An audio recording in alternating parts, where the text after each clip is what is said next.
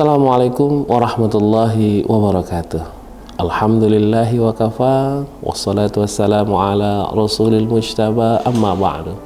Raditu billahi rabba, wa bil islami dina, wa bi muhammadin nabiyya wa rasulah.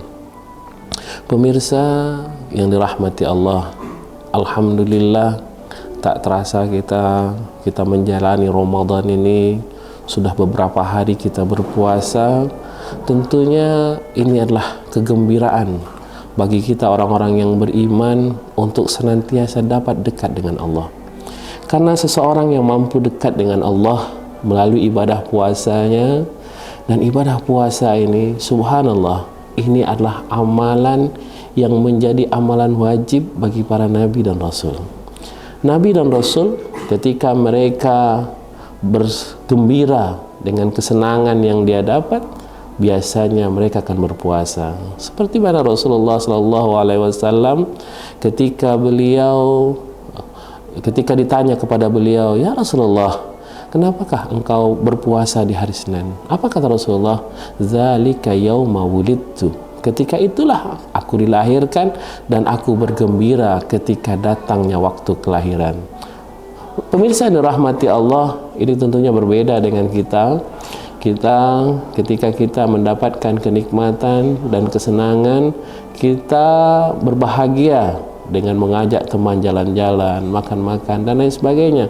Tetapi para nabi dan rasul, mereka bergembira dengan berpuasa. Dan inilah alhamdulillah syukurnya kita diajarkan selama Ramadan ini, kita untuk berpuasa, menahan lapar dan dahaga, dan yang terpenting adalah menahan emosi kita. Pemirsa yang dirahmati Allah, salah satu keutamaan daripada bulan suci Ramadan ini adalah nilai-nilai yang Allah ajarkan melalui Al-Quran. Al-Quran adalah sumber inspirasi. Maka ketika ditanya kepada para ilmuwan, kepada para ulama, apakah di antara mukjizat para nabi yang paling besar, yang paling mulia, yang paling tinggi kedudukannya? Semua ulama berpendapat bahwa mukjizat para nabi mulai dari Nabi Adam alaihissalam sampai Nabi Muhammad sallallahu alaihi wasallam adalah Al-Quran. Apa sebab? Karena Al-Quran adalah kalamullah, langsung perkataan Allah yang Allah turunkan kepada Nabi Muhammad sallallahu alaihi wasallam untuk mengajarkan seluruh umat manusia, mulai dari awal sampai nanti di yaumil mahsyar, sampai nanti di akhirat, sampai nanti hari kiamat. Ini adalah perkara yang luar biasa. Kalau kita lihat mukjizat yang lain sifatnya temporary dan sifatnya sementara. Mukjizat umpamanya tongkatnya Nabi Musa hanya berlaku ketika Nabi Musa hidup, tetapi Nabi Musa meninggal, dia pun tidak bisa berlaku lagi. Mukjizatnya umpamanya mukjizatnya Nabi Sulaiman, kekuasaannya, kemampuannya untuk mengelola semua makhluk Allah, mulai dari hewan, tumbuhan, angin, dan lain sebagainya.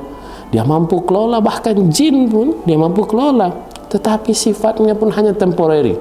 Begitu Nabi Sulaiman meninggal, maka mukjizatnya pun akan hilang. Dan ini sangat berbeda dengan mukjizatnya Rasulullah SAW berupa Al-Quran.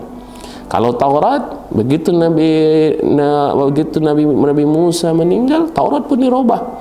Injil, ketika wafatnya Isa, Injil pun berubah, dan berbeda sekali dengan Al-Quran. Al-Quran senantiasa dijaga oleh Allah sampai akhir zaman. Inna nahnu nazzalna dzikra wa inna lahu lahafizun. Sesungguhnya kata Allah, kamilah yang menurunkan Al-Quran itu, dan kami akan senantiasa menjaganya, dan kami akan berusaha Al-Quran ini menjadi yang terbaik. Sekarang apa saja kita lihat hal Al-Quran yang bisa merubah diri kita. Yang pertama, Bapak Ibu dirahmati Allah, Al-Quran ini adalah obat bagi kita. Syifaun lima fis sudur. Bahwa Al-Quran itu adalah obat bagi diri kita, bagi jiwa kita, bagi badan kita. Banyak sekali kita temukan ada terapi-terapi Al-Quran yang bisa mengobati diri kita. Banyak jamaah kita yang berobat itu dengan Al-Quran. karena dia yakin bahwa Al-Quran ini adalah interaksinya dengan Allah Subhanahu wa Ta'ala. Ketika kita membaca Al-Quran, kita seakan-akan berinteraksi dengan Allah. Yang berkata ini bukan diri kita, yang berkata ini adalah Allah Subhanahu wa Ta'ala. Yang mengucapkan diri ini bukan kita, yang mengucapkan Allah Subhanahu wa Ta'ala. Maka dengannya, kalaulah badan kita sakit, ketika kita membaca Al-Quran, maka penyakit kita akan tunduk dengan apa yang kita baca. Karena yang kita baca adalah kalamullah. Ketika kita sedang ada masalah banyak, kita membaca Al-Quran, maka masalah itu akan tunduk dengan sang pemilik masalah. Begitu juga dengan kesulitan-kesulitan yang kita hadapi. Ketika kesulitan-kesulitan itu kita hadapkan dengan Al-Quran, maka dia akan tunduk kepadanya. Maka pemirsa yang berbahagia, tentunya Al-Quran ini adalah sumber bagi kita untuk senantiasa menjadi pengobat bagi diri kita. Dan yang terakhir tentunya Al-Quran adalah inspirasi yang luar biasa. Dengan Al-Quran, subhanallah, para ulama ketika mereka membaca Al-Quran, mereka tidak setakat membacanya, mereka menafsirkannya, mengkajinya lebih dalam.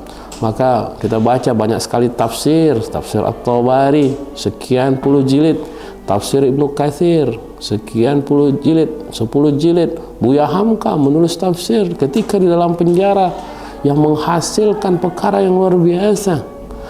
Ketika ulama berinteraksi dengan Al-Quran, maka dia mendapatkan ilmu yang luar biasa. Maka insya Allah pemirsa yang dirahmati Allah, dengan bulan suci Ramadan ini, dengan kemuliaan Ramadan ini, dengan kemuliaan Al-Quran yang Allah turunkan di dalam bulan suci Ramadan, inna anzalnahu fi lailatul qadr, kami turunkan Al-Quran ini di malam Lailatul Qadar, malam kemuliaan, malam penuh dengan kegembiraan, malam penuh mendapatkan anugerah dan ampunan dari Allah Subhanahu wa Ta'ala. Semoga kita termasuk orang-orang yang mencintai Al-Quran dan kita menggemari diri kita menjadi para pembaca Al-Quran, dan yang paling utama adalah para penikmat Al-Quran. Nasru minallah wa fathun qarib wa basyiril mu'minin. Wassalamualaikum warahmatullahi wabarakatuh.